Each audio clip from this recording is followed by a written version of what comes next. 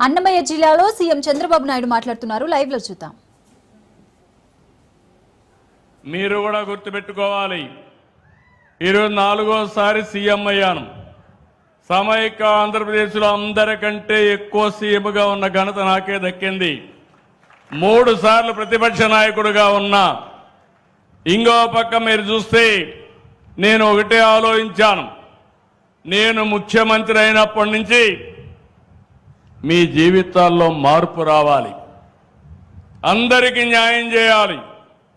కొంతమంది అధికారాన్ని అడ్డం పెట్టుకుని పెద్ద పెద్ద వాళ్ళు పేదల్ని దోచుకునే కార్యక్రమం చేసేవాళ్ళు.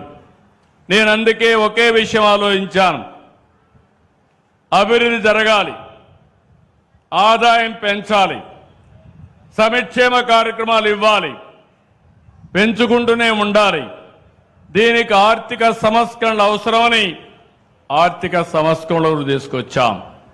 ఈరోజు మిత్రులు చెప్పారు, ఈరోజు రాయలసీమను మీరు చూస్తే రాళ్ల సీమగా మారిపోతుందనుకున్న రాయలసీమ ఈరోజు గ్యారంటీగా చెప్తున్నా, రాళ్ల సీమగా మారదు, రతనాల సీమ చేసే బాధ్యత నాదని మరొక్కసారి హామీ ఇస్తున్నా. ఈ విధంగా చేస్తాను కూడా చెప్తాను. ఇంకో పక్క రాయలసీమలో సాగునీటి ప్రాజెక్టులకు ప్రాధాన్యత ఇచ్చాం. రాష్ట్రం మొత్తం ఇన్ఫ్రాస్ట్రక్చర్ రిఫార్మ్స్ తీసుకొచ్చాం.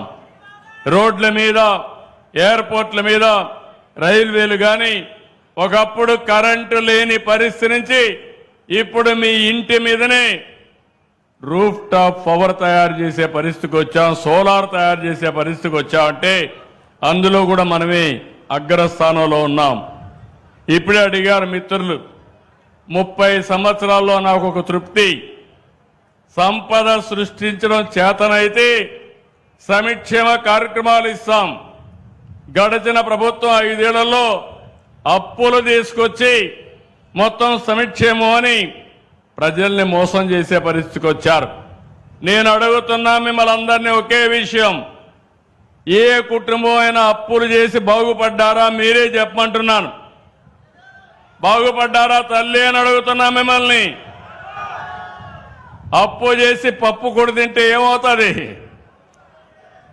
చెప్పే మిగులుతుంది, అవునా కాదా? కానీ ఆదాయాన్ని పెంచి అభివృద్ధి చేసి అందులో పేదవాళ్ళని ఆదుకుని మళ్ళీ అభివృద్ధి చేసి ఎప్పటికప్పుడు పేదవాళ్ళని ఆదుకునే విధానానికి నేను శ్రీకారం చుట్టాను. హైదరాబాద్లో నేను ఐటీ అంటే అందరూ ఎగతాళి చేశారు, హైటెక్ సిటీ అంటే ఎగతాళి చేశారు.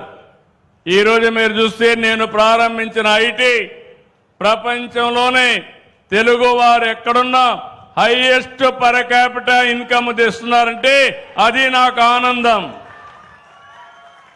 ఒకే ఒక నిర్ణయం, ఆ రోజు మీ అందరి ఇంటింటికి ఒక ఐటీ ప్రొఫెషనల్ కావాలని చెప్పాను, చదివించమన్నాను.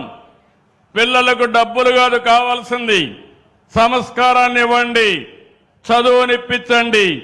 మీ పిల్లలు వందల వేల కోట్ల రూపాయలు సంపాదిస్తారని చెప్పాను. ఈరోజు ప్రపంచంలో ఏ దేశానికైనా వెళ్ళండి, మంచి పాష్ లొకాలిటీకి వెళ్తే అక్కడ గట్టిగా తెలుగులో మీరు మాట్లాడితే ఒక కేక వేస్తే 100 మంది గ్యాదర్ అయ్యే పరిస్థితికి వచ్చారు. అంటే తెలుగువాడు ఈరోజు ప్రపంచం మొత్తం అన్ని దేశాలకు వెళ్లే పరిస్థితికి వచ్చారు. హైదరాబాద్ నగరం ఉంది, 30 ఏళ్ళు ఈరోజు ఒక విశ్వనగరంగా తయారయ్యే పరిస్థితి వచ్చింది. ఆ రోజు ఒక విజన్ చేశాం, ఆ రోజు ఒక ప్రాధాన్యత ఇచ్చాం, సైబరాబాద్కి నాంది పలికాం. ఈరోజు హైదరాబాద్లో ఇవన్నీ కూడా పనిచేసి బాగా ముందుకు పోయే పరిస్థితికి వచ్చారు.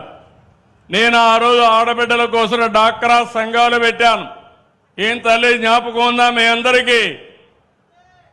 అప్పుడప్పుడు మర్చిపోతూ ఉంటారు, మళ్ళా కష్టాలు కొని తెచ్చుకుంటాం. ఇంకో పక్క వైకుంఠ పాడ ఆడతాం, పైకి ఎక్కడం, మళ్ళా కిందికి పడడం, మళ్ళా నేను అభివృద్ధి చేయడం, ఇంకొకటి చెడగొట్టడం. ఈసారి మాత్రం జరగడానికి వీలు లేదు.